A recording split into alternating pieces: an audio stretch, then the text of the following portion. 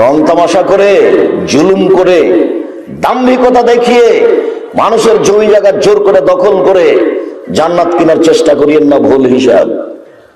আর না বুঝেই একজন আর একজনের বদনাম করে দিচ্ছে, ফেসবুকে কথা লিখে দিচ্ছে, একবারে আস্ত শয়তান। ও যে আর একজনের বিরুদ্ধে কথা লিখে দিল, তো ও শয়তান কোনোদিন জিজ্ঞাসা করে যে ঘটনা কি?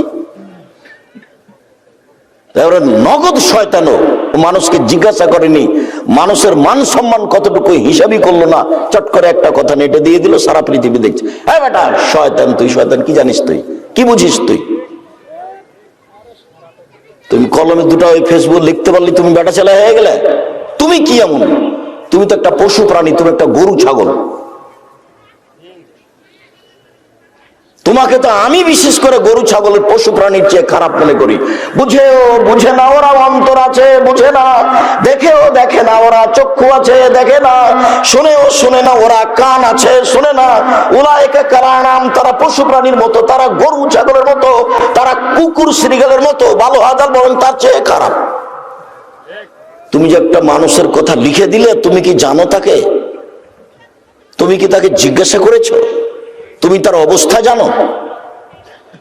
তুমি তাকে চিনো? ধরে নিলে যেটা সেটা দোষ, যদি দোষী হয় তো রাসূল সাল্লাল্লাহু আলাইহি ওয়াসাল্লাম বলছেন, মান সাতারা মুসলিমান সাতারাহুল্লাহু ফিদ দুনিয়া ওয়াল আখিরা। কেউ যদি মুসলমান একজনের দোষ আর একজন ঢেকে রাখে, তাহলে আল্লাহ তার দোষ ইহকালে পরকালে সব জায়গাতেই ঢাকবেন, তাকে জান্নাতে দিয়ে দিবেন। তুমি এটা কি করলে?